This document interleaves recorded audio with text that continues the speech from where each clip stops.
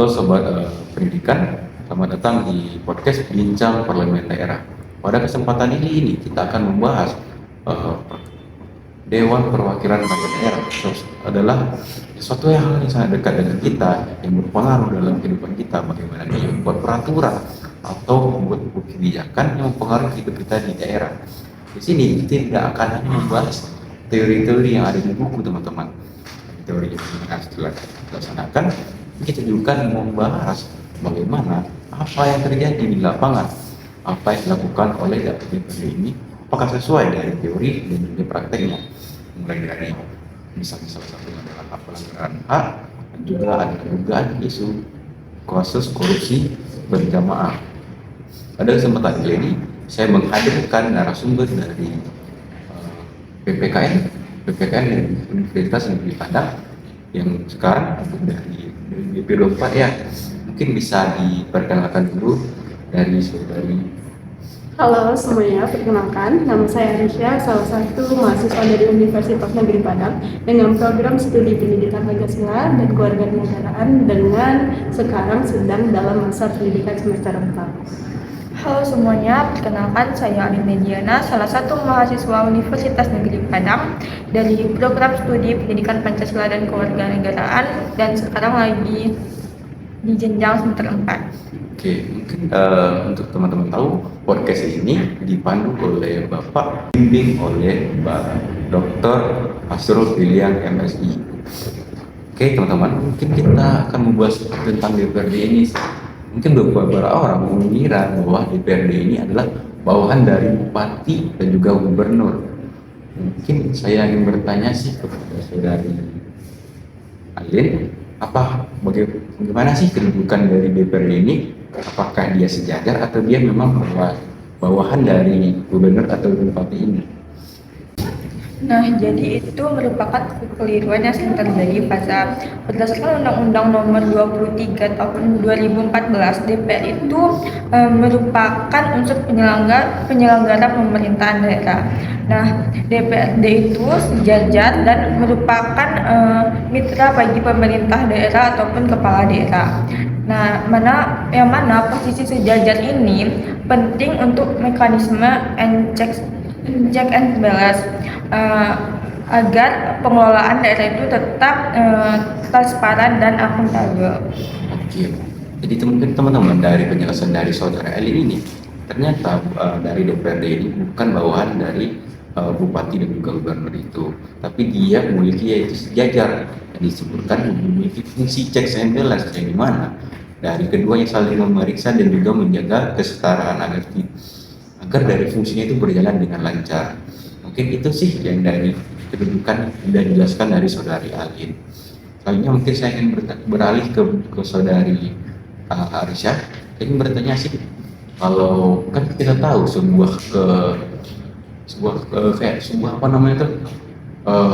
sesuatu itu dibangun itu ada alasannya atau fungsinya. Mungkin saya ingin bertanya kepada saudari Arisha, apa sih fungsi dari DPRD ini? Apakah dia kayak secara normatif gitu? Apa sih fungsi dari DPRD ini? Mungkin bisa dijelaskan. Nah, terkait dengan fungsi utama yang harus dijalankan oleh DPRD itu tertuang di dalam Undang-Undang Nomor 32 Tahun 2004 dan dipertegas kembali di dalam Undang-Undang Nomor 32 Tahun 2014, di mana fungsi utamanya itu terkait dengan fungsi legislasi atau legislatif, di mana DPRD harus mengambil bagian dalam pengambilan keputusan, merancang hingga menghasilkan sebuah peraturan daerah. Dan hal ini harus sesuai dengan syarat-syarat yang harus dipenuhi terlebih dahulu, di mana DPRD harus mengidentifikasi masalah-masalah yang ada di dalam kehidupan masyarakat, dan lalu dia merumuskan dan menghasilkan peraturan daerah dengan syarat bahwasannya peraturan yang dihasilkan tersebut tidak bertentangan dengan peraturan tinggi atau peraturan tertinggi, lalu sama kesusilaan serta kepentingan umum. Lalu ada fungsi dari anggaran, di mana DPR mempunyai hak dalam memberi, membahas hingga menyetujui terkait dengan APBD, anggaran pembelanjaan dan pendapatan negara. Anggaran pendapatan dan Pemilihan daerah. ya, itu maksudnya. Nah, lalu ada selanjutnya fungsi pengawasan, di mana DPRD harus memastikan bahwasannya aturan yang mereka hasilkan ini harus memenuhi serta mensejahterakan kehidupan masyarakat, serta juga memastikan program itu tepat sasaran dan menghentikan penindakan penyimpangan dari peraturan-peraturan yang akan menimbulkan sebuah hal-hal yang keliru. Contohnya seperti penyimpangan dalam anggaran ataupun tidak sesuai peraturannya dengan syarat-syarat yang telah ditentukan. Itulah fungsi dari DPRD, teman-teman. Mungkin yang teman-teman yang tidak tahu sudah tahu yang dimana di sini ada 3 fungsi utama dari DPRD ini. Kalau dijelaskan ulang mungkin tidak perlu juga, mungkin saya kayak singkatnya kalau legislatif itu kayak membuat peraturan, intinya peraturan ini tidak boleh bertentangan dengan peraturan yang lebih tinggi. Juga ada kayak peraturan kayak pendanaan yang APBD itu dia boleh bertanya, memberi atau juga menyetujui dari APBD yang diajukan oleh apa kan dari pemerintah daerah ya, pemerintah daerah. Dan juga dari fungsi kayak pengawasan. Jadi DPRD ini kayak mengawasi apakah dari pemerintah daerah apakah itu sudah berjalan dengan lancar. Mungkin itu sih dari 3 fungsi yang dimiliki oleh dari DPRD. Mungkin kita akan berlanjut kepada saudara Alin. Mungkin saya ada mendengar tuh saudari Alin. Kayak ada namanya itu kayak senjata khusus atau apa namanya itu kayak hak. Mungkin saya ingin bertanya sih, apa sih hak yang dimiliki oleh DPRD ini untuk mempermudah mereka untuk menjalankan kekuasaan mereka? Ya betul, ada 3 hak prerogatif. Nah, yang pertama itu hak interpelasi untuk meminta keterangan kebijakan strategis. Nah, yang kedua ada hak angket untuk menyelidiki dengan pelanggaran undang-undang. Dan ada hak menyatakan pendapat atau kejadian luar biasa di daerah.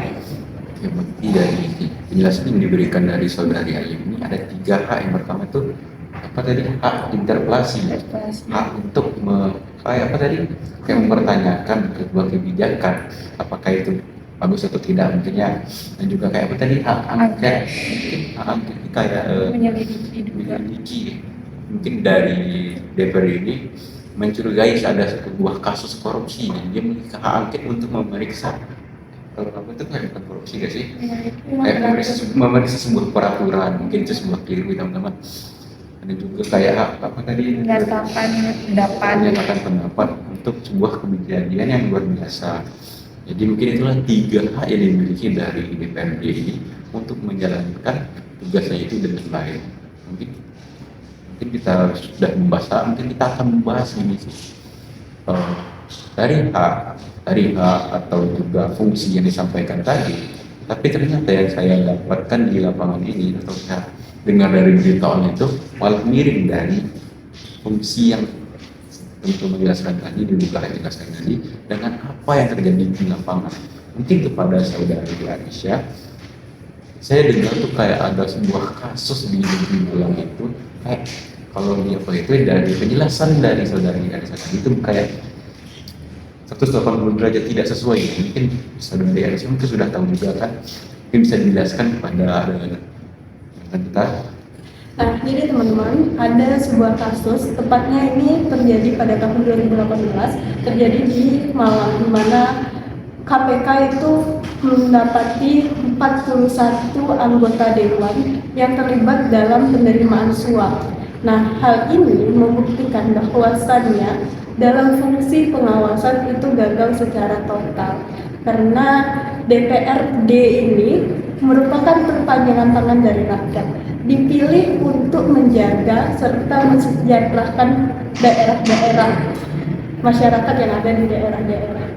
Namun dengan adanya sebuah praktik korupsi ini membuktikan bahwasannya mereka masih kurang adanya kedisiplinan diri dan sistemnya masih buruk dan perlu untuk dievaluasi.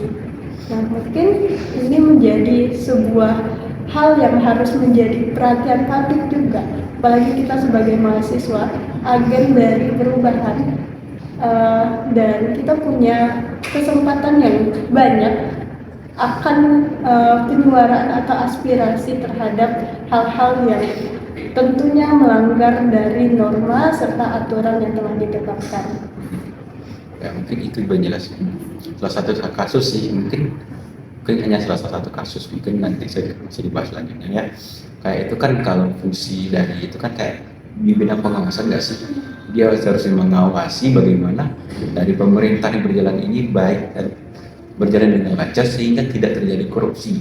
Kalau tidak terjadi korupsi, bagaimana pastinya itu kan masyarakat di daerah itu kan makmur dan juga akan bahagia. Tapi yang saudari Aisyah bilang tadi kan seharusnya dia menjadi perpanjangan tangan yang membuat kehidupan masyarakat jadi mudah, malah menggunakan perpanjangan tangan itu untuk mengaruh keuntungan pribadi, merelakan kepentingan masyarakat untuk kepentingan mereka sendiri.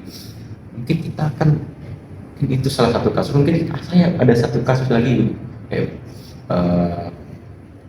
saudari semua kayak apa tuh, kayak gini sih. Mungkin saya ingin tanya ke saudari Ali, mungkin saudari Ali lebih tahu. Kayak gini kan, saudari Ali juga jelaskan tadi kan bahwa DPRD ini memiliki sebuah hak atau sebuah senjata khusus nih. Tapi kayak dari dengar itu ada satu kasus kayak yang lucu juga, yang hak-haknya itu kan seharusnya kayak mempermudah, kayak tentunya kayak apa namanya tuh, agar kayak tugas itu berjalan dengan lancar juga sesuai untuk kepentingan masyarakat.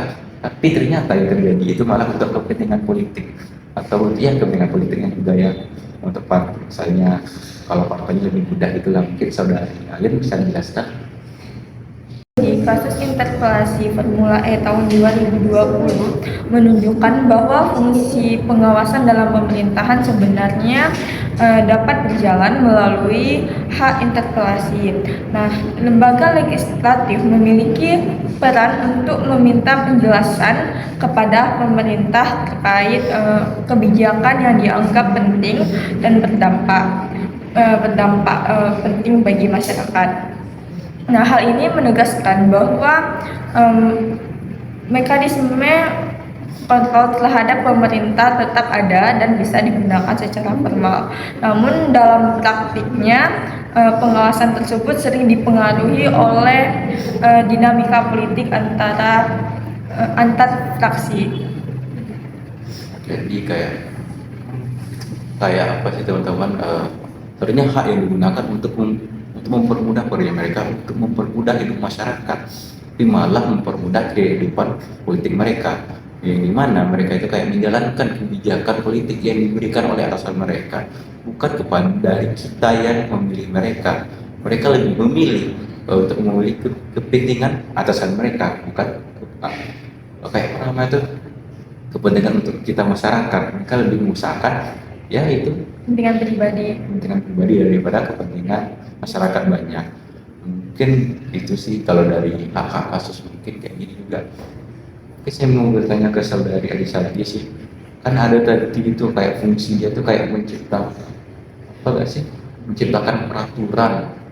Tapi kayak yang dari saya tahu itu kayak peraturan gitu dari dibikin dari DPRD ini kayak ada kayak tidak bagus lah sih, atau tidak produktif.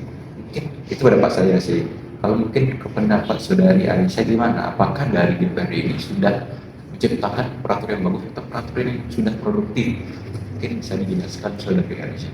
Nah, berdasarkan pertanyaan Faza tadi, sebetulnya saya setuju bahwasannya peraturan daerah kita ini kurang optimal. Hal ini ditunjukkan dengan sebuah kasus dari Kemendikri tahun 2016, bahwasannya dia ada penolakan terhadap ribuan peraturan daerah di mana dinilai bahwasannya peraturan tersebut bertentangan dengan peraturan yang lebih tinggi. Ini menunjukkan bahwasannya di dalam fungsi legislasinya itu gagal total, dan ini menjadi sebuah permasalahan yang harus diperbaiki ke depannya untuk menciptakan sebuah kualitas kehidupan masyarakat yang lebih terjamin akan kesejahteraannya itu sendiri. juga ini memberikan bagi masyarakat kita bahwasannya lebih berhati-hati lagi ketika kita menunjuk sebuah Dewan Perwakilan Rakyat untuk menjadi perpanjangan tangan kita dalam menghasilkan sebuah kebijakan yang akan menyelesaikan persoalan atau permasalahan dalam kehidupan kita. Ya, baiklah, mungkin itu yang kita bahas tadi, kayak mungkin peraturan yang produktif ya. Kan tadi ada nggak sih kayak undang kayak ribuan apa tuh? Ya, itu dari Kemendikbud tahun 2016 ada beberapa peraturan beribu malahan. Ribuan. Ya. Bayangin dari teman-teman kayak fungsi tugas utama mereka yang membuat peraturan itu yang seharusnya memang mereka kuasai, tapi mereka itu digagalkan semua karena melanggar satu. Yang jelas itulah melanggar dari peraturan tinggi kan. Yang dimana kita tahu kalau peraturan daerah ini tidak boleh bertentangan dengan peraturan yang lebih tinggi. Mungkin itu sih, mungkin dari saran anggota DPRD ini mungkin lebih riset peraturan tingginya, kalau bisa di survei dulu sebelum diajukan. Mungkin itu sih kayak penjelasan dari podcast kita ini. Mungkin langsung saja ya teman-teman. Jadi yang dapat kita simpulkan dari podcast kita hari ini itu kayak yang disampaikan dari saudari ini semua. Ada yang pertama itu ada 3 fungsi DPRD. Mungkin dari awal dulu ya. Kedudukan yang tadi kita masih awal-awal itu kayak kita kasih biduk DPRD ini bawahan bupati atau gubernur atau bukan. Tapi ternyata bahwa DPRD ini adalah itu sejajar. Mereka itu sejajar, mereka itu saling memeriksa dan juga saling mengawasi satu lain untuk menjalankan sebuah pemerintahan daerah. Dan juga ada 3 fungsi tadi, seperti ada fungsi legislatif, fungsi APD, anggaran, fungsi anggaran, bagaimana mereka mengurus anggaran semua daerah ya. Dan juga ada fungsi pengawasan. Dan juga memiliki fungsi, ternyata DPRD ini juga memiliki sebuah hak atas senjata khusus tadi ya, yang saudari Alin tadi jelaskan. Dan juga kayak belum 2 kasus sih yang kayak kita bahas tadi, kayak kasus di Kota Malang ya. Dan juga kayak ada kasus Formula E di Jakarta. Dan juga kayak yang paling terakhir tadi yang udah saya bahas kayak tadi sebelum penutup tadi, kayak bayangkan dari teman-teman fungsi atau tugas utama dari DPRD ini kayak kan buat peraturan daerah, tapi ternyata dari apa itu pada 2016 kan ribuan peraturan daerah itu ditolak dari Kemen karena bertentangan dengan peraturan yang tinggi itu. Kayak kerja mereka bikin peraturan ternyata mereka gagal sih. Mungkin mereka bisa lebih mengevaluasi bagaimana sih mereka itu berperaturan tapi bisa membuat bertentangan dengan peraturan tinggi, mungkin lagi di riset. Mungkin itu sih yang podcast ini bisa jelaskan atau kami sampaikan. Bila ada salah kata, kami mohon maaf. Wassalamualaikum warahmatullahi wabarakatuh.